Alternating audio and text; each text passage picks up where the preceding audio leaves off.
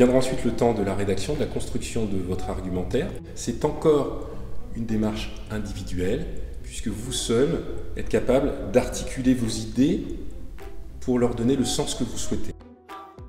Vous devrez plutôt vous construire un conducteur, une trame détaillée, dont il faudra petit à petit se détacher complètement, votre épreuve se déroulant sans notes.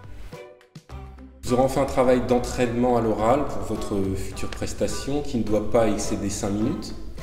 Vous vous serez, dans l'année, fixé des objectifs raisonnables, surtout si vous n'êtes pas à l'aise, habitué à vous exprimer à l'oral devant un groupe. Un bon orateur est avant tout un bon auditeur. Peut-être que vos professeurs ou certains de vos camarades réussissent particulièrement à capter votre attention lors de présentations orales. Efforcez-vous d'avoir une écoute active lors de ces présentations pour observer les postures, les gestes. Il ne s'agit pas de copier un modèle évidemment, mais de percevoir ce qui va faire un bon orateur, c'est-à-dire ce qui rend l'orateur à l'aise. Je vous conseillerais de vous entraîner aussi à placer votre voix. Par exemple, vous pouvez vous tenir debout, droit, face à un miroir, pourquoi pas, sans être crispé, parler assez fort, parler assez lentement.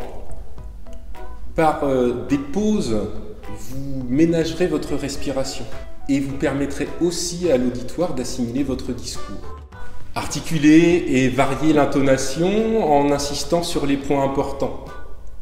Vous rendrez votre prestation d'autant plus convaincante et captivante. Peut-être sera encore un petit peu difficile, alors pourquoi pas choisir un texte que vous aimez particulièrement pour vous entraîner à le dire.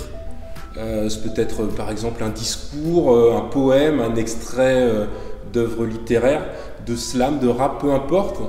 Ça vous mettra en confiance et ça vous permettra de progresser dans cette prestation orale qui est en fait la compétence sur laquelle vous serez le plus évalué lors du grand oral. Pendant toute cette phase d'entraînement, enregistrez-vous, écoutez-vous, filmez-vous, regardez-vous.